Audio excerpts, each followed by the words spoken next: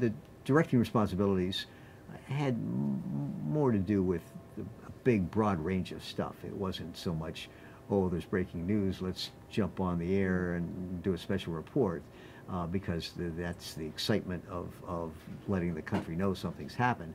I mean, there are a lot of pure journalists who do have that rush, and I admire that.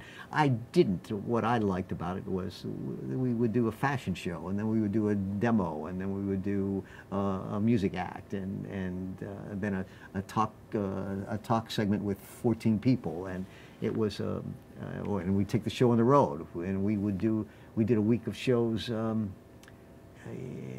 was called Vacation Summer, and we did every day was in a different location across the country. We did a show first in Key West, and the next show was in Maine, and then we did a show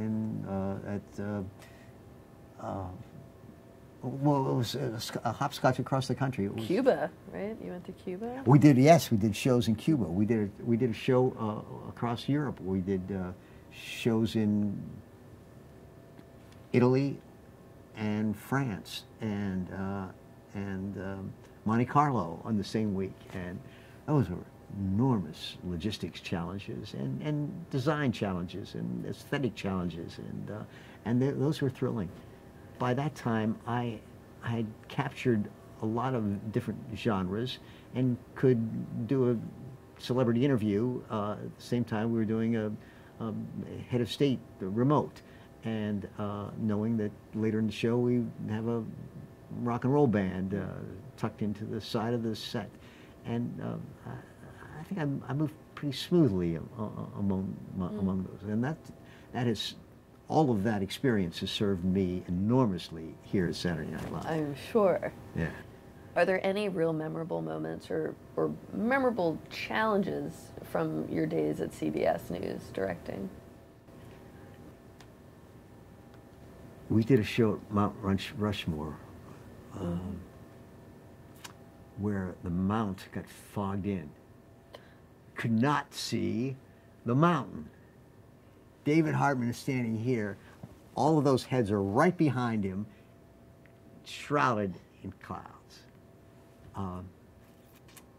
I believe just before we went off the air, it lifted a little bit so that we could see it. It became funny enough, I guess, that it was worth watching. But it was pretty tragic at the moment. Can't control the weather. Correct, correct. That I mentioned that trip to Italy. The first show was in Pisa at the Leaning Tower, and our travel schedule was really intense. We had to get from Pisa to Florence and set up in Florence for the second show. And as we ended the show, I went sprinting from the remote truck to the bus that was going to take us to the next location.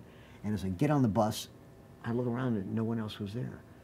I went running out of the bus and said, we've got to move on. Where's everybody? They said, well, the people at the Leaning Tower have invited anybody who wants to walk up into the tower. It's blocked off. Nobody goes in there except officials.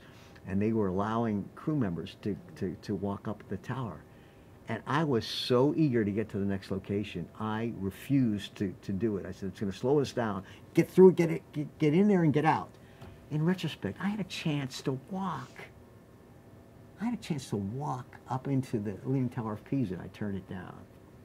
Maybe my only regret in television. Huh. Did get when we did the survey for Mount Rushmore, I did get to walk on Lincoln's head. Again, people don't get to do that, but the national the parks people took us up, and we walked up on the head to look down on the faces. That was pretty cool.